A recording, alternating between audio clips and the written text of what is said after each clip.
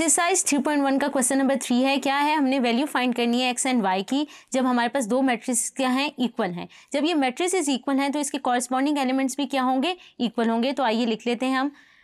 मैं लिख सकती हूँ x + 3 is equal to y, इसको मैं इक्वेशन 1 कह देती हूँ। इसी तरह 1 1 के बराबर है, -3 के बराबर है, तो मैं लिख सकती हूँ 3y - 4 is equal to 2x। तो इसको मैं 2 का नाम दे देती हूँ।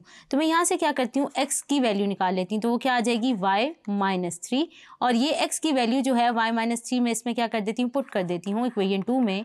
तो मेरे पास क्या आ जाएगा,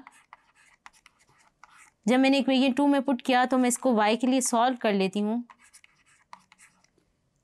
यहाँ क्या आ जाएगा, 3y - 2y, तो क्या आ जाएगा y, और -4 से जाके क्या हो जाएगा, ऐड हो जाएगा। इसको लिख लेते हैं। तो यहाँ से y क्या आ जाएगा, -2।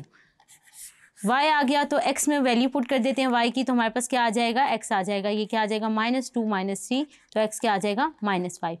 इस क्वेश्चन में हमने यही करना था। हमने क्या किया था, हमें दो मैट्रिसेस इक्वल दी थी, हमने उसके कॉरस्पॉन्डिंग एलिमेंट्स इक्वल किए और x और y की वैल्यूज़ निकाल ली। होप सो आपको ये क्वेश्चन समझ आया होगा। Thank you.